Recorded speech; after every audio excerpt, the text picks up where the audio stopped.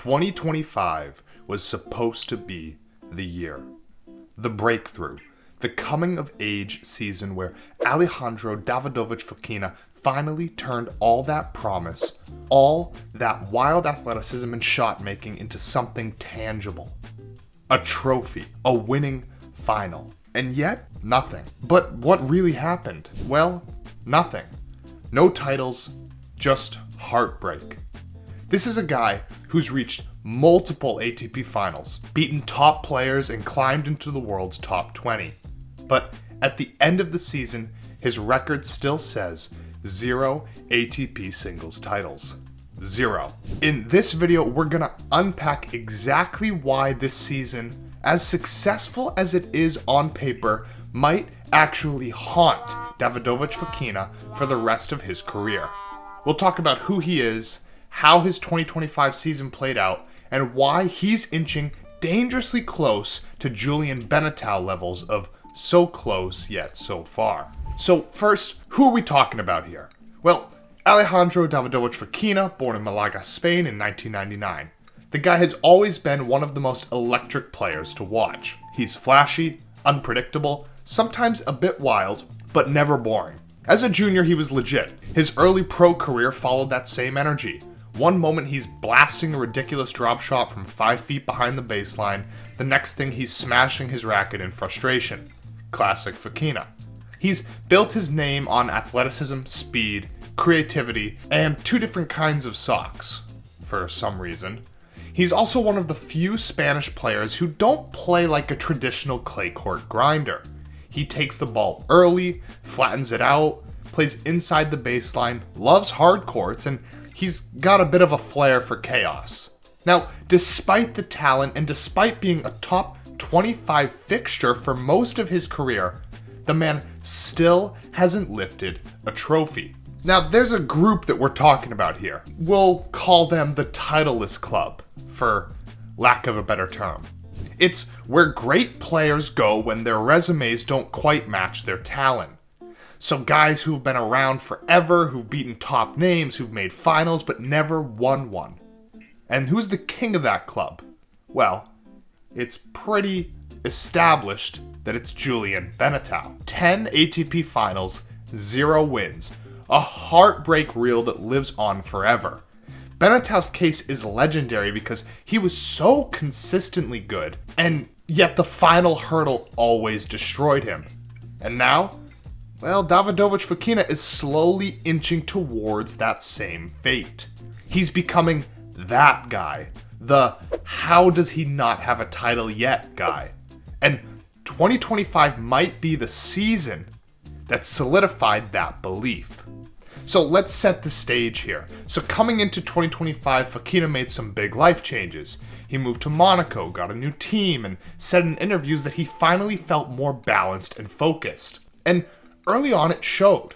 He started 2025 on fire, big wins, deeper runs, and a level of consistency he hadn't shown before. He ended the year with a 44 and 26 record. A solid 63% win rate. That's top tier stuff on the ATP. He cracked the top 20 for the first time. His game looked sharp, aggressive, and mature. But when it came to the matches that really mattered, something just didn't click. The first big opportunity came in February at the Delray Beach Open. It was the perfect setup. Outdoor hard courts, good form, a favorable draw. Fokina reached the final against Miomir Kecmanovic. A very winnable match. And he almost had it. 2 match points. 2. But in true titleless club fashion, he couldn't finish it. Kecmanovic turned it around and won the match. And that loss hurt. Not because it was unexpected, but because it was his match to lose. It was the first sign that maybe there was something psychological blocking him at the finish line. A few weeks later, Fokina was yet in another final, this time at the Mexican Open in Acapulco. This was supposed to be redemption, a chance to erase Delray Beach, but instead he ran into Thomas Machac, who was playing the tournament of his life, and the tennis of his life at that time. Fokina fought hard, but he was outclassed, and he came up short. Another close first set, another tiebreak lost, and another runner-up plate for the collection at this point. It's 2 finals in a matter of weeks, 0 trophies, and the pressure starts to build. The whispers start. Is this guy cursed? Is he the next Benetau? Then came Washington, the Mubadala City DC Open, summer 2025. This was supposed to be the moment. The final was against Alex de Minaur. Solid player, but not unbeatable. Fokina had the match in his hands. He won the first set 7-5, was up 5-4 in the third. He had 3 championship points, and somehow he lost. De Minaur saved all 3 match points, including one with a ridiculous defensive lob that barely grazed the sideline. The crowd went nuts. Fokina's shoulders dropped, and you could almost see the ghosts of his previous finals creeping in. He lost 5-7, 6-1, 7-6, 3. And that quote says it all. You could feel how badly everyone wanted Fokina to finally win one, and how painful it was that he didn't. Then we jump to October 2025 and take a look at Basel, Switzerland. He, again, very lucky path to the final. 2 retirements, one in the quarterfinals against Casper Ruud, and another in the semis against Ugo Humbert. So he was pushed to the final without really even having to play much tennis. Then he came across a hot and ready 19-year-old Brazilian named João Fonseca. And, well, the score kind of speaks for itself. So 4 finals, 4 losses, 0 titles. And this is where it gets psychological, because losing finals happens. But after a certain point, over and over and over again, it builds up. And once you've blown 1 or 2 or 3 championship points, it becomes part of your mental DNA. It's how tennis works. It's a psychological game. We all know that. It's there every time you step onto a court for another final. And it's something us as fans don't really think about a lot of the time. Davidovich Fokina's 2025 season wasn't just statistically frustrating, it had to have been emotionally draining. He wasn't losing early, he was losing at the finish line. That's the kind of trauma that sticks with you. It plants that quiet little voice in the back of your head, and it'll ask the question, what if I choke again? And tennis doesn't forgive that kind of doubt. He's now 0-4 in ATP finals in 2025. We're getting closer and closer to the Benetau territory. The difference is Benetau was a veteran. Fokina is still only 26. He's got time to fix it, but if he doesn't, this may become his defining storyline. Let's talk numbers for a second because the stats are fascinating. In 2025, Fokina had a 44-26 win-loss record. On outdoor hard courts, he won about 61% of his matches, which is the same ballpark as guys ranked top 10 in the world.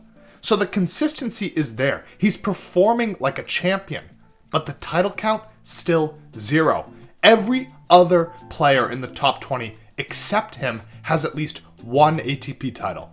It's a bizarre gap, like having all the ingredients but never baking the cake. Now let's expand upon the Benetau comparison a bit more. So Julian Benetau, 10 finals, 0 titles, the poster child of almost. Davidovich Fokina, 5 finals, 0 titles, and 4 of them this year alone. If this continues, he could seriously challenge Benetau's record.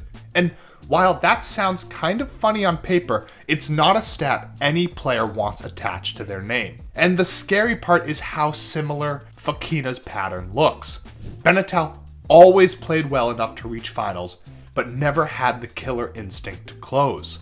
And Fokina's showing that same trend. He's got the fire, the flair, the desire, but when it's time to seal the deal, when it's time to close the door, something slips out. And here's the heart of it. Why 2025 specifically might haunt him? Because it wasn't a bad year. In fact, it was his best year. He was healthy, confident, made multiple finals, had match points for his first title. If anything, it already proves that he can do it. But when you have that kind of season, when you're that close that often, and you still come away empty-handed, well, it may just stick.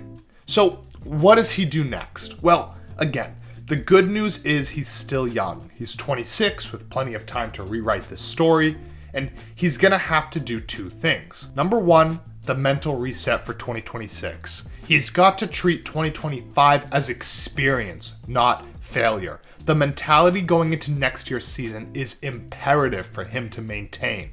You can't carry those heartbreaks around forever. If he's still thinking about the lob that De Minaur hit in Washington, he's cooked.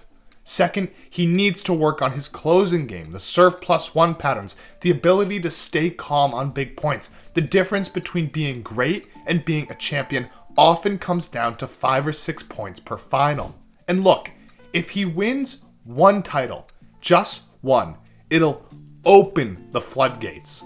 That first trophy is often the hardest, and once he breaks that barrier, he might just go on a generational run. And here's the thing about legacy. Tennis fans have short-term memory for rankings, but long-term memory for finals. No one remembers who finished number 14 in 2017, but everyone remembers who won the Australian Open. If Davidovich Fokina keeps coming up short, he risks being remembered not as the player he was, but as the player he almost was. And that's brutal because this guy has everything: athleticism, charisma, highlight reel potential, 2 different colored socks. He's the kind of player who should be winning trophies. And that's what makes it hurt so much that he isn't. So that's why the 2025 season will haunt Alejandro Davidovich Fokina. It was the season of opportunity and the season of heartbreak. A year full of proof that he belongs and reminders that he still hasn't arrived. If he wins his first title in 2026, we'll look back at 2025 as the year that built him. If he doesn't, it might go down as the year that broke him. It's up to him to build his own story. Let us know in the comments, do you think Fokina finally gets that first ATP title next year? Or is he destined to join Benetau in tennis's unluckiest club? If you like this breakdown, you might as well drop a like, hit subscribe, and we'll see you in the next one.